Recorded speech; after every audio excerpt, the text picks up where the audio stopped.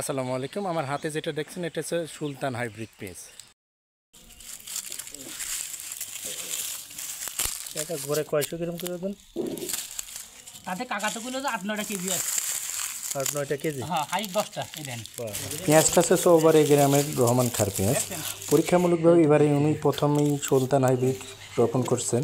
একজন বলে কয়া গেছে এই পেঁয়াজ হলে 1920 টাকা কয়া গেছে 1920 টাকা করে কয়া গেছে। ভালো আছে 1920 টাকা।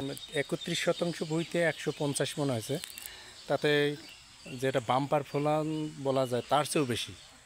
কোম্পানির তথ্য অনুসারে পেঁয়াজটা অনায়াসে 3 মাস পর্যন্ত সংরক্ষণ করা যাবে, কোনো সমস্যা হবে না। যেহেতু পচনশীল দ্রব্য তো সেহেতু অনেক সময় দাম কম থাকলে কৃষকটা পেঁয়াজটা আটকে দেন, বেচতে চান না।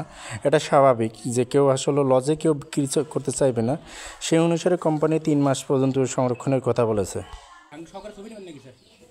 চাঙে আছে? এই তো হ্যাঁ, টাঙ্গি তো আছে। সেদিন লোক যায় তো বেটা পাচ্ছে 3 মাস। ও ওই অফিসের লোক যাইছে স্যার বলছেন। হ্যাঁ, হ্যাঁ। তাহলে তো প্লেট কি কি দিয়ে গেছে? ওরা বলছে 3 মাস রাখা যায় এটা। বাজারে বিক্রি করার উদ্দেশ্যে পরিষ্কার পরিচ্ছন্ন করে গামলায় সাজিয়ে রাখা হয়েছে। 1920 টাকা করে বাড়ির উপর থেকে মূল্য দিয়ে গেছে অলরেডি। আমার হাত থেকে যখন পেঁয়াজ একটা ছুটি পড়লো তখন মনে হচ্ছে ঢেলা পড়ছে, ইট পড়ছে, ইটের ঢেলা, এত শব্দ ঢেল পড়তেছে। পেঁয়াজের রংটা রাজবাড়ী ফরিদপুর অঞ্চলের পেঁয়াজের মতোই। মাত্রাতিরিক্ত উৎপাদনের জন্য আগামীতে ধারণা করা হচ্ছে সুলতান হাইব্রিড আলোড়ন সৃষ্টি করবে।